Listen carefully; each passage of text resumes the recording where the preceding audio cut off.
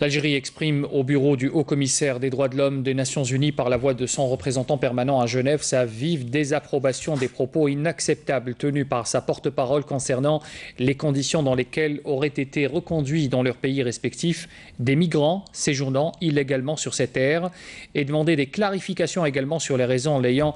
conduit à faire avec une aussi insoutenable légèreté un tel procès d'intention à l'Algérie, précise encore le communiqué du ministère des Affaires étrangères.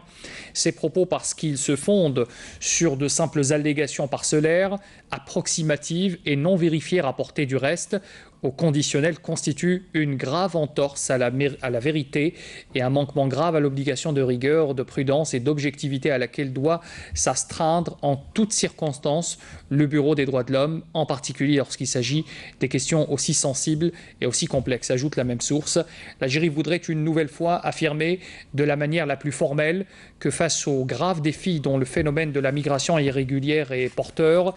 elle se doit, à l'instar de tous les États du monde, de prendre toutes les mesures qu'elle estime nécessaires pour assurer la sécurité et le bien-être de ses citoyens, ainsi que des étrangers séjournant légalement sur son territoire.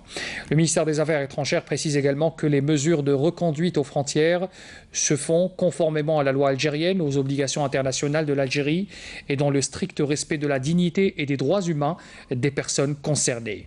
Et puis ces mesures s'effectuent avec l'accord préalable des autorités des pays concernés qui procèdent à l'identification des intéressés et la délivrance des laissez-passer consulaires, avec la participation de volontaires du Croissant Rouge algérien et des éléments de la protection civile, note encore la même source, expliquant que l'hébergement des migrants rapatriés se fait dans des conditions décentes au sein des centres d'accueil spécialement aménagés à cet effet bien sûr,